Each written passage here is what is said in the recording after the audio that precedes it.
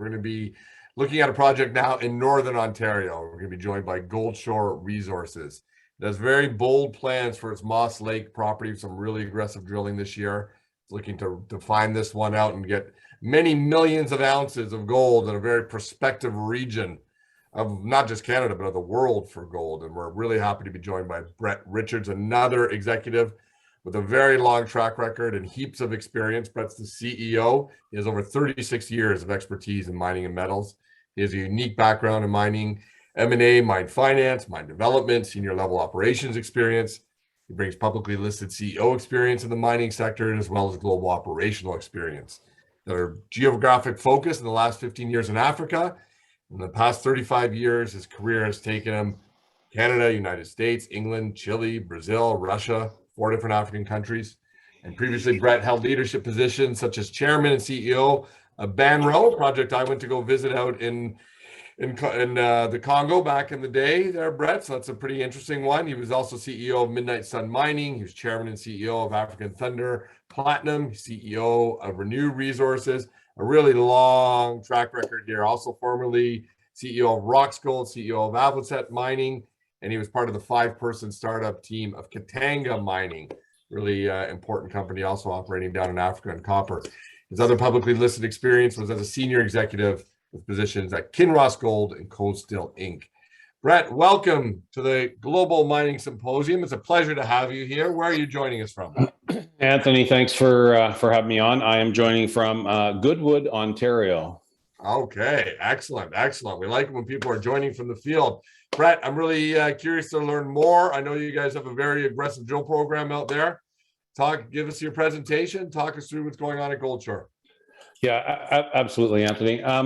So, as you know, and I think from the previous, presentation that we've given, this is a project that is still fairly new. It's an old project, has lots of history, but it's a project that we're revitalizing. And it's called the Moss Lake Project, and it's up in Thunder Bay, Ontario. We took the view that when we acquired this from Wesdome Gold Mines, and we acquired it for $52.5 million, 12.5 in cash and 40 million in shares over a number of milestones, we felt that what we were acquiring was a 4 million ounce historic resource. And we felt that we could expand that resource to potentially a tier 1 asset status, get this upwards of 10 million ounces. But this is, very similar to kind of, Matt's project. It's open pit.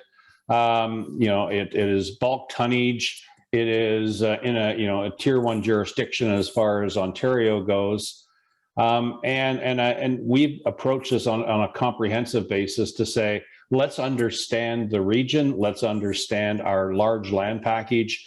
Let's see what the upside and potential is, because we know this falls along a large mineralized trend of about 20 kilometers. So we're, I'll say about close to a third of the way through a 100,000 meter drill program that we plan on getting through this year. But the project as it stands has tremendous economics today, and I'm going to speak to them shortly. But I think there's been a lot of support for this project. We've raised $50 million over the last 18 months, and we continue to see a lot of support in the marketplace. I don't need to go through my bio. I think it's very important that people understand that Pete Flindell is our VP of Exploration. He is a world-renowned geologist, and Pete and I have been together for a long time on many projects over the past 15 years. And we have assembled a board and a strategic advisory board of a lot of well-known names in this sector, and the purpose of it is to really get behind the story, use the network, use investors, and the story. The story is getting out there to the group. This is where we are. We are kind of northwest of Thunder Bay. I think one of the key takeaways for me when I looked at this project was really about doability. The resource being one thing, and the potential for resource growth being one thing. But I go back to doability. Built a number of projects in my day, and one of the key things here is that we are on the Trans-Canada Highway. We are on Highway 11. Our land package, touches it. We have 2 major rail lines, both CN and CP. We have we have all the water, road, rail, people, natural gas, everything there is here to build a district scale mining camp. And most importantly, we have 10-cent kilowatt hour power running by our project. So when you look at, is this a project that could get into production if the resource supports it, if the project development is economic? The answer is absolutely yes. Whereas I really question those projects that have to use, diesel power. And a lot of projects I participated in and led in Africa, they were all diesel power generation, and there's limitations with that. And in today's hyperinflation market, you're seeing 70, 80 cent a kilowatt hour power costs for carbon-based power generation. This is our land package. As I said, we've got a number of key deposits on this, and we ran a VTEM survey over our property last year. The interpretation from that is done by Techno Imaging, and we have used Verify to put together a 3D model. And if you go on our website, you'll be able to click on a link to see that. And I think it's very important because when we talked earlier about the mineralized trend being kind of 20 kilometers long in our last presentation, we're starting to understand that, yes, we're having great correlation with historic drilling, but we're starting to see how we can pull some of that historic drilling outside of the existing resource into a potential new resource. We've also uncovered a number of other things. We think the copper targets we have at Hamlin Lake and the copper targets we have up in Coldstream are quite significant. Now, that's a lot of arm waving talk until we can test them. There has been historic drilling in both areas, around 50,000 meters up in the northeast and about 9,000 meters in the northwest. And they are very mineralized with copper, gold, and polymetallic up in the northeast. But one of the things in the North Coldstream mine, we actually assayed from one of the levels, and we're getting cobalt from anywhere from 0.1 to 0.5%. And anybody's familiar with cobalt, you'll know that a mine that has 0.5% cobalt is probably a main product and not a byproduct. So again, there's lots of optionality here we need to be testing for, and that's gonna come in the form of our drill program this year. We've got about 72,000 meters left to drill in the program. We plan on getting through all of that this year to expand our understanding and expand our knowledge of not just the historic, but the potential new resource that we're going to have there. Looking at the existing economics, and this is from Moss Lake, whereby they have a 3.5 million ounce resource, coupled both between indicated and inferred. The balance of the resource, 500,000 ounces, is up at Coldstream. But they used the Moss Lake as a PEA in 2013. It was updated by Wesdome in 2020. And I caveat this with every time I speak, because we are in a hyperinflationary environment, and in a normalized environment like 2020, the economics are as I'm going to present. But I think there's a number of permutations to this that we're going to explore. We're going to explore, yes, see how much resource growth we can obtain, and then see where that resource growth fits into an actual project. And I think because we see a substantial strike potential on this resource, we can start with a phase 1 approach. We can go into a phase 2 approach, a phase 3 approach when it comes to capital. And I think this will be a balance between permutating the capital cost, the operating cost, and the output of economics. But in 2020, they pull 3 million ounces into the shell, and the gold output from that over 10 years is about 240,000 ounces a year. On average, it's quite bell curvy, as these things are. And the operating cash cost was $922. And these are all kind of that framework I talked about earlier of a tier 1 asset, being 10 million ounces plus and a 10-year mine life plus and a big production profile. This is the formulation of something along those lines. Now, will we get there? Who knows? Will there be permutations to have, a small starter operating company and then grow into several phase development, much like Detour Lake. I think that's how we're going to approach this. But I know there's a lot of upside here. The initial metallurgy that was done on this leaves a lot of potential on the table for increasing recoveries up to 90+%. And so I think there's a lot of free upside here on optionality. But these inputs deliver, I'll say, pretty impressive outputs. The base case was done at $1,546 gold, delivers a $334 million NPV post-tax, which at $1,800 today is about a $700 million NPV post-tax. That's the starting point. That's with 3 million ounces. That's with a just under $600 million capex. So large component. This was a 4 million ton per annum PEA. This is a project that I think is kind of at the right size right here that could enter the market. And yes, there could be a phase two with another 3 million ounces or 4 million ton a year. There could be a phase three to this. This is one of those things, I think, because of the availability of infrastructure, the location and proximity of where we are to international ports and first world really strong infrastructure, we can do a number of permutations here. Because at the end of the day, this is really about creating value and then creating long-term value. Trading as another, I'll say, valuation metric on a comp basis to our peers, we're about a third of where our peer group averages. And you just heard Matthew talk about Marathon and leading our space here, and these are all like for like companies at very similar stages of development with similar risk profiles. I think we're trading quite low. So again, it's a very, very good early stage. I consider low risk investment entry point today. We're sitting with about $18 million of cash. We've got a lot of runway right now, and we still have a very, very tight cap structure with our principal shareholder being Wesdome, and a large percentage of shares held by the board and by management insiders.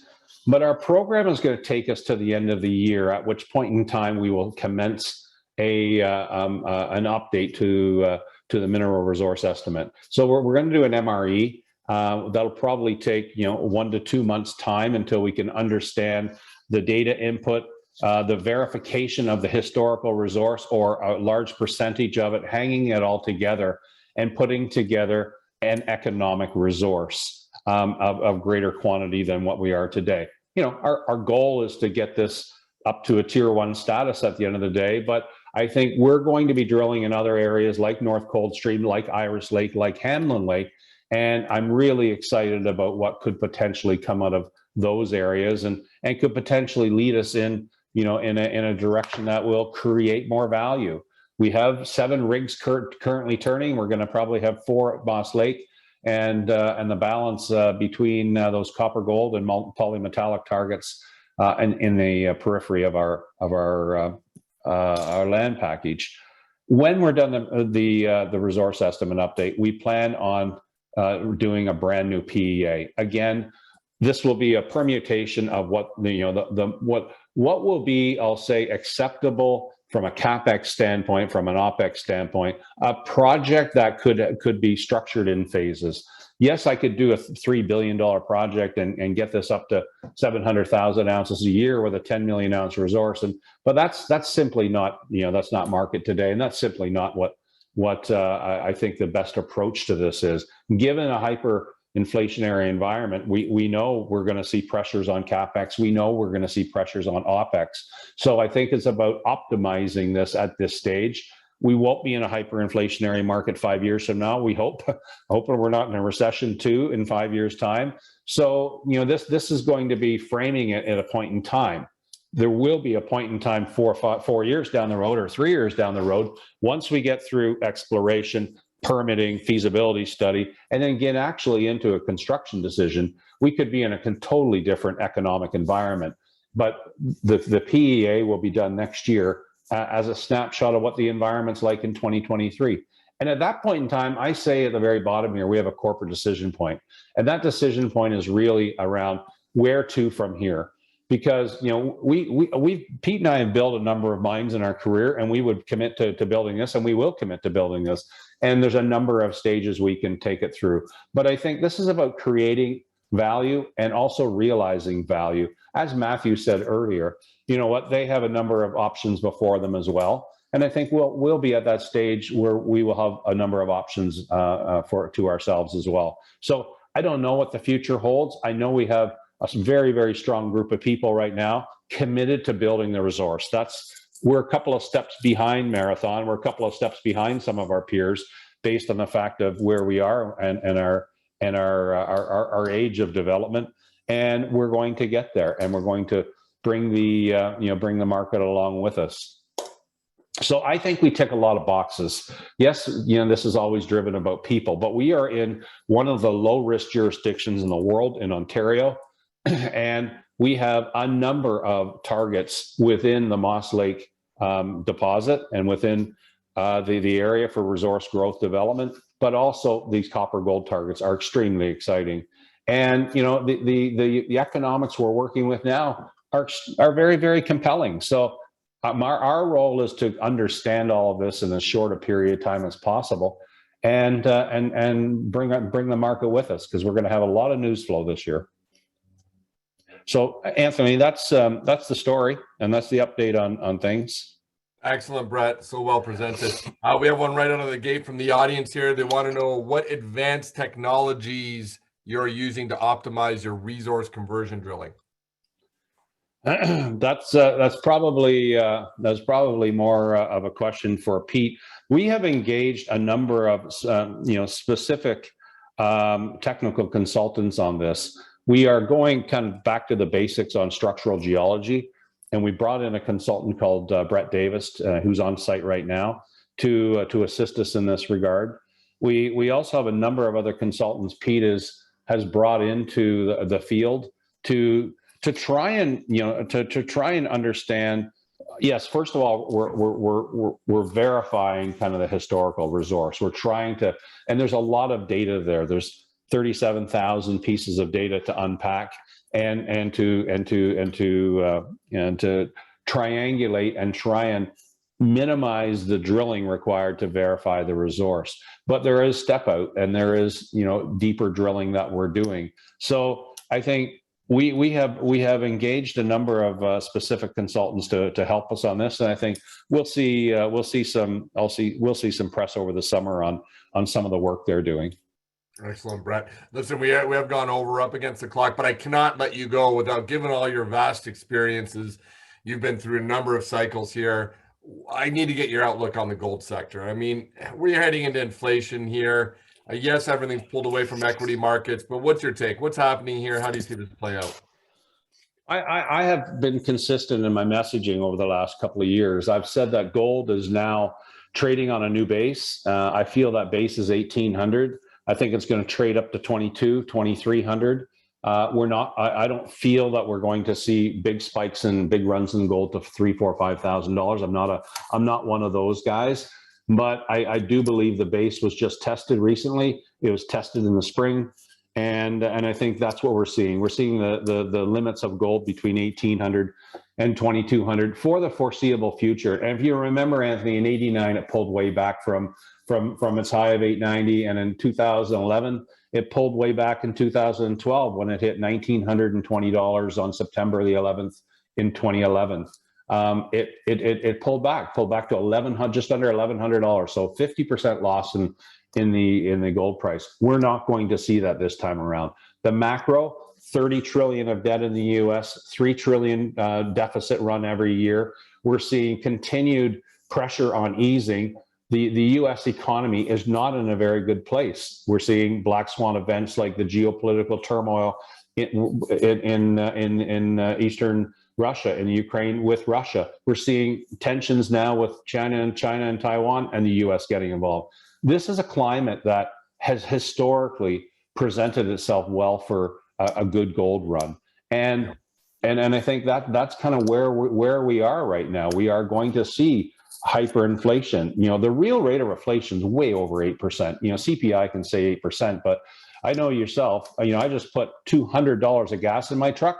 I used to put 105, and that's real. You know, bread, milk, you know, juice, everything costs way more than 8% above what it used to. And this is going to have to stay on for some time. Unfortunately, we're not going to be back to 2%, 1% normalized inflation for some time to come. Yeah. Well, listen, that's why we love having executives with your wealth of experience on to share that kind of knowledge, because you've seen these things play out over many cycles, and I couldn't agree more. So thank you very much for that insight. Yep. Thanks, Anthony. Thanks, Cheers, everyone. man. Have a good one.